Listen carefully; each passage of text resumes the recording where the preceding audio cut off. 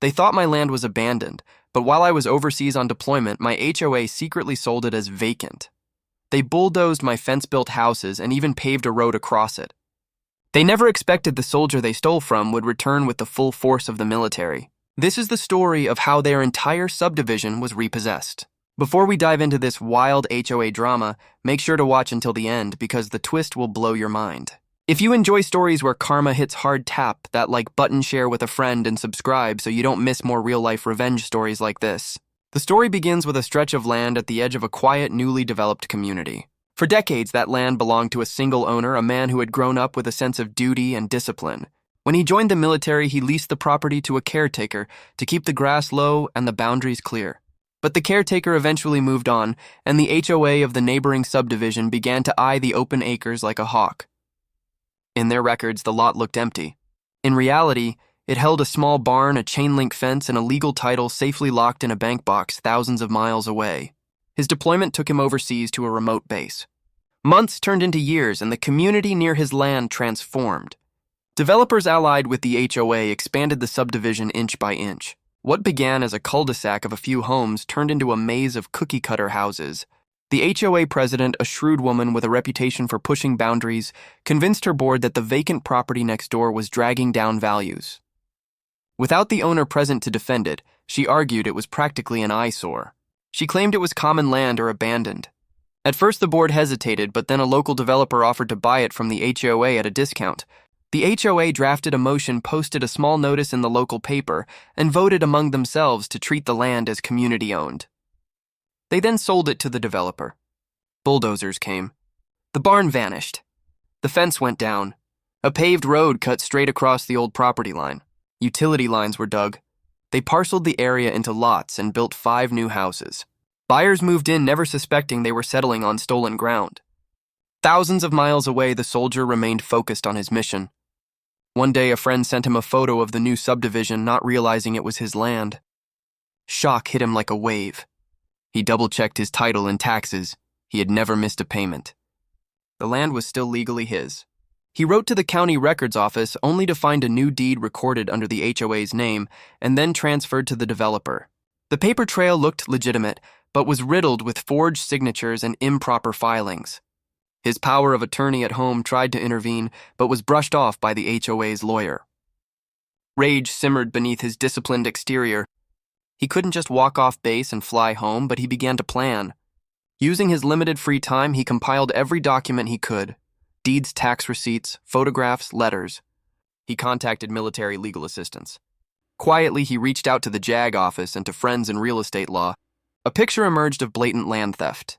More than that, the HOA had used federal mortgage programs to sell homes on property they didn't own, fraud that could have national implications. He realized this wasn't just a civil dispute.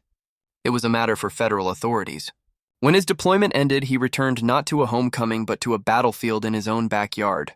The road across his property buzzed with minivans and delivery trucks. New families tended lawns where his barn once stood. The HOA had posted private community signs and sent him a letter ordering him to stay off their land. That was the moment he knew he wouldn't just sue. He would make an example of them. He began meeting quietly with state officials and military lawyers.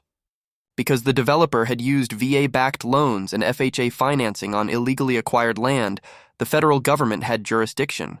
His case landed on the desk of investigators who took one look at the forged paperwork and saw a hornet's nest. A task force formed, and while the HOA prepared for its annual spring festival thinking the matter was closed, a different kind of operation was already underway behind the scenes. The first step of his counteroffensive was establishing legal ownership in a way that could not be ignored. He filed a notice of pending litigation against every lot built on his land. This move froze all title transfers and refinancing. Overnight, banks stopped approving mortgages in the subdivision. Homeowners discovered they couldn't sell or borrow against their property. Panic set in at the HOA board meetings, yet the soldier stayed silent, moving his pieces like a chess master. Simultaneously, federal investigators subpoenaed the HOA's records. They demanded emails, board minutes, and the original vote authorizing the sale. What came back was a jumble of sloppy documentation. Some signatures were dated before the meeting even occurred. One notary stamp belonged to a person who had been deceased for 2 years. The evidence of fraud was overwhelming. But the soldier also understood optics. He didn't want to be seen as a villain kicking families out of homes they had bought in good faith. His anger was directed at the board and the developer, not the innocent buyers. So he devised a plan, repossess the subdivision through a federal seizure, and then offer the homeowners fair leases until the situation was resolved. The military's role wasn't to storm in with tanks, but to enforce federal property law on land tied to VA programs. A dawn came when unmarked government vehicles rolled into the subdivision. Agents posted official notices on doorways.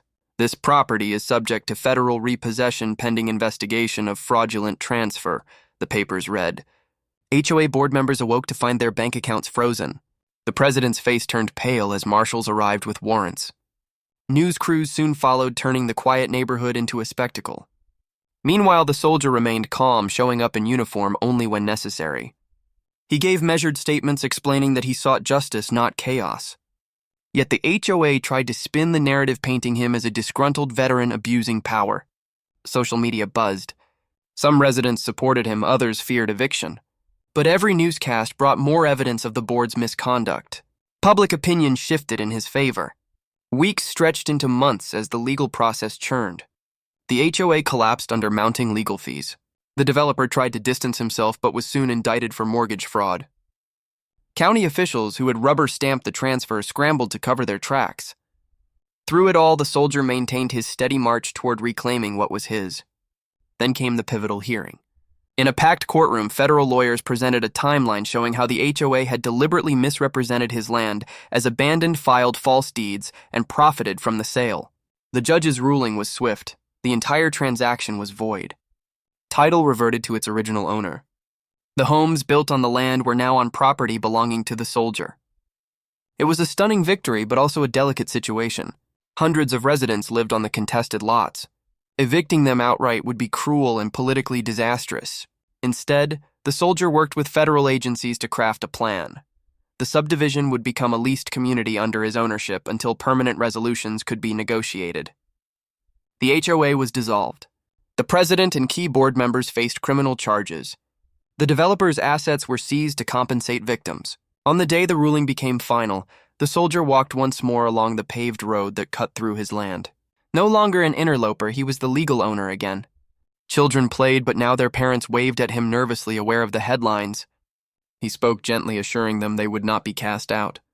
But in private, he knew his next move, transforming the HOA's pride and joy into a cautionary tale for every overreaching board in the country. He began to convert the subdivision into a living memorial for veterans using lease payments to fund scholarships and veteran housing. The very ground the HOA had stolen became a symbol of restitution and discipline. Media outlets picked up the story, calling it the HOA that lost everything to a soldier's justice. Documentaries were proposed, and lawmakers cited the case as a reason to tighten HOA powers. The once smug president now appeared in court in handcuffs. The soldier remained steady, declining fame, and focusing on rebuilding the trust of the innocent families. Slowly, the neighborhood transformed under his management into something fair, transparent, and respectful. The final blow came when the developer's conviction released restitution funds that fully compensated the soldier for years of taxes, lost income, and legal fees. He used part of that money to erect a small marker at the edge of the property, telling the story without naming names. A warning etched in stone about what happens when greed tramples ownership. By the time his work was done, the HOA was gone, the subdivision was secure under lawful leases, and the soldier had turned a personal nightmare into public accountability. He had reclaimed not only his land, but his peace. Thank you for staying to the end of this story. If you enjoyed watching justice unfold and want to hear more true tales of HOA and property drama, make sure to hit subscribe, turn on notifications, and like the video so you never miss the next one.